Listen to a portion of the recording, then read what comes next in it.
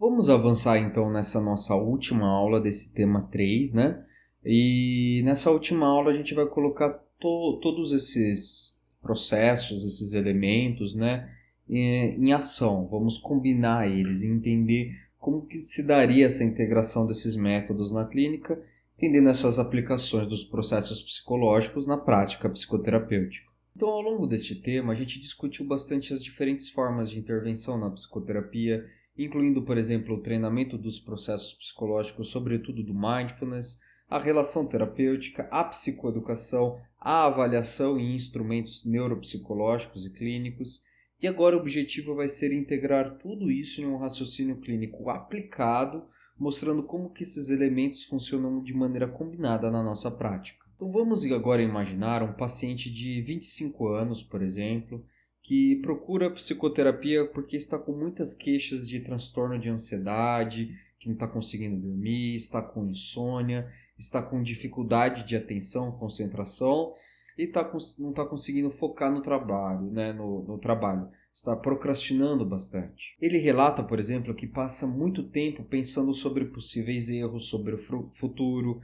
Ele se sente constantemente pressionado e acaba evitando as tarefas importantes, o que vai gerando cada vez mais estresse, cada vez mais senso de impotência, de incapacidade. Então vamos pensar que tudo isso está interligado com esses aspectos emocionais também, desse caso clínico desse paciente de 25 anos. Então, a primeira etapa do nosso trabalho clínico envolve justamente a avaliação.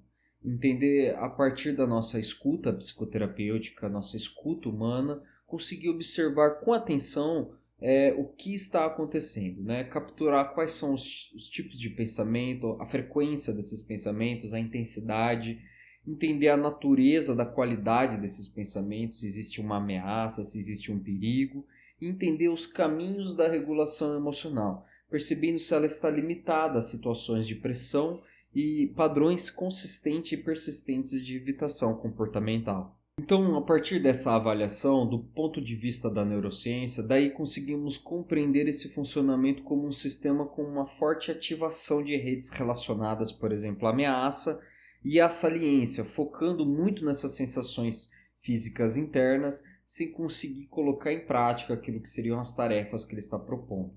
E também, percebe-se também essa rede do controle executivo com menor intensidade, porque a pessoa ela não está conseguindo se organizar, ela não está conseguindo pensar com clareza, ela não está conseguindo colocar os pontos no i, vamos dizer assim. Isso, o padrão de evitação sugere um processo de aprendizagem que busca evitar essas tarefas difíceis, menos prazerosas, mais desconfortáveis, para gerar um alívio imediato, né? Um reforçamento dopaminérgico do comportamento.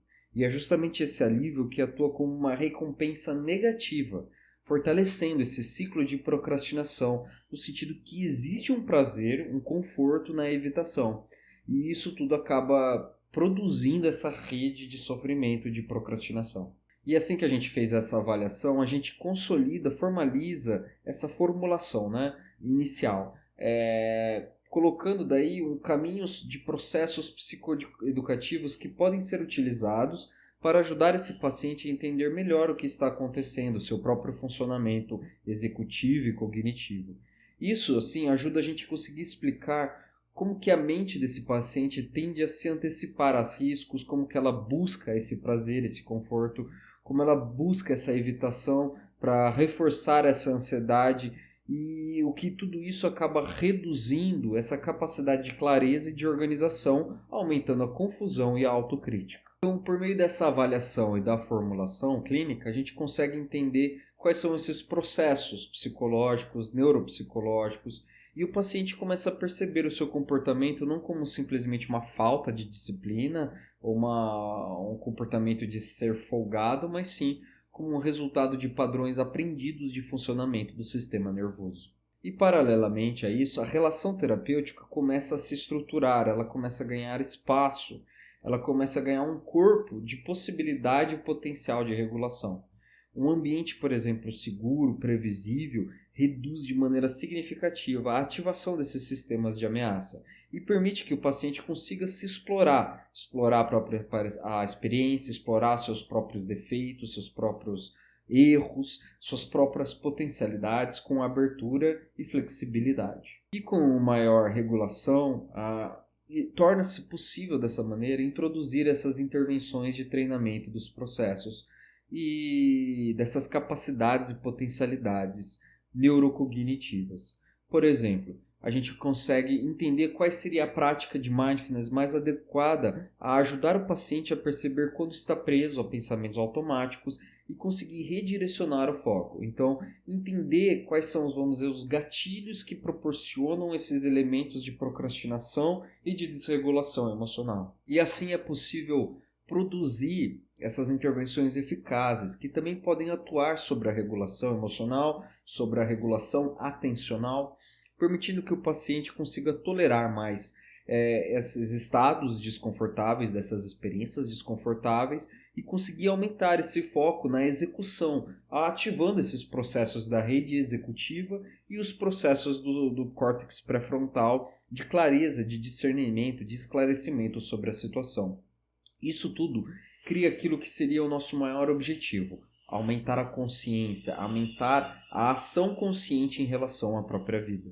E gradualmente, dessa maneira, o terapeuta, o psicoterapeuta, ele pode começar a introduzir essas exposições comportamentais leves, incentivando o paciente a se aproximar cada vez mais dessas tarefas evitadas, procrastinadas, trazer de uma maneira estruturada esses avanços da rede executiva.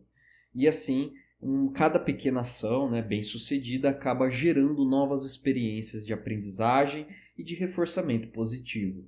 E do ponto de vista da plasticidade neural, essas experiências vão fortalecendo cada vez mais as novas redes associadas à ação e à regulação, enquanto os padrões antigos de evitação começam a perder cada vez mais força relativa.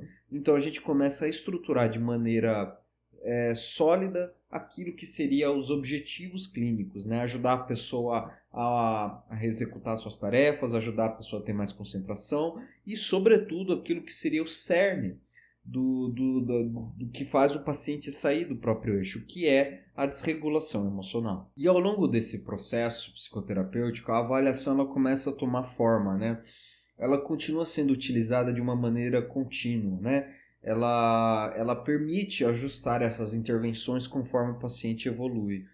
E o terapeuta ele consegue observar essas mudanças atencionais, essas mudanças da regulação emocional. Ele começa a perceber quais são os novos padrões comportamentais, isso tudo combinado de uma maneira coerente. A grande síntese dessa aula e desse tema aqui que eu quero trazer aqui para vocês é que os métodos clínicos eles não funcionam de uma maneira isolada, segmentada, fragmentada.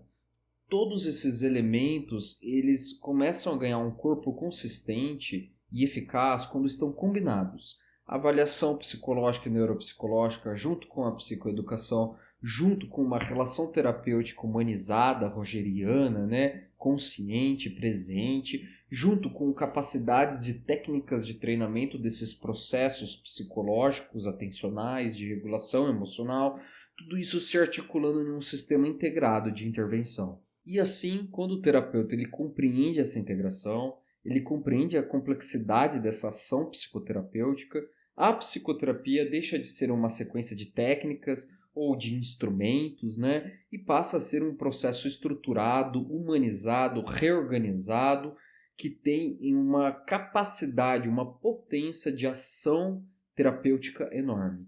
E é nesse nível que a gente consegue trazer a neurociência, que a neurociência contribui, que ela aprimora a nossa prática psicológica.